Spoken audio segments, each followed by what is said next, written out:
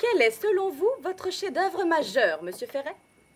Mon chef-d'œuvre majeur. Vous me prenez pour un artiste? Ne l'êtes-vous pas? Ah non, non, non, non, je ne suis pas ça, non. L'architecture est une science, pas un art. Sur la scène, un bâtisseur de la fin du 19e siècle, début 20e. Sa vie est racontée en son château, un soir d'été. Eh bien, quelles sont pour vous vos réussites? Ma foi... Le théâtre de Bourg, la halle au grain et la salle des fêtes qu'il prolonge me paraissent assez accomplis. Tony Ferret œuvra pour la métamorphose des villes de province, comme Bourg-en-Bresse, s'inscrivant dans l'éclectisme, cette tendance qui empruntait à tous les styles, à toutes les périodes. Dans sa demeure, on met aujourd'hui un point d'honneur à rappeler ses faits d'armes.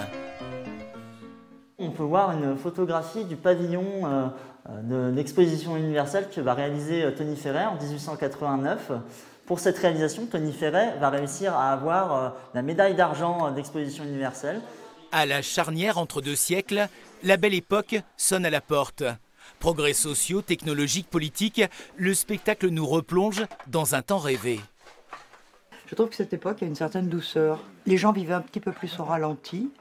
Il n'y avait pas tout ce brouillamini là tout autour dans cette société et j'aime beaucoup cette douceur justement. Je sens déjà que vous vous détendez. Oh oui, complètement.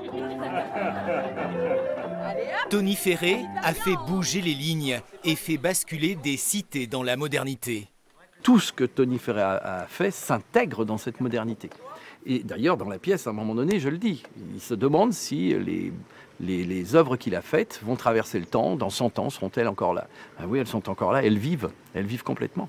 C'est un personnage qui fait partie du patrimoine et je pense qu'avec le temps, on oublie notre patrimoine et c'est important de le refaire revivre par le biais de pièces de théâtre. Chaque fois qu'un nouveau projet m'anime, je n'aspire qu'à le voir croître, prendre vie, s'ancrer dans l'âme d'une ville, d'une rue, d'un parc, d'un lieu-dit.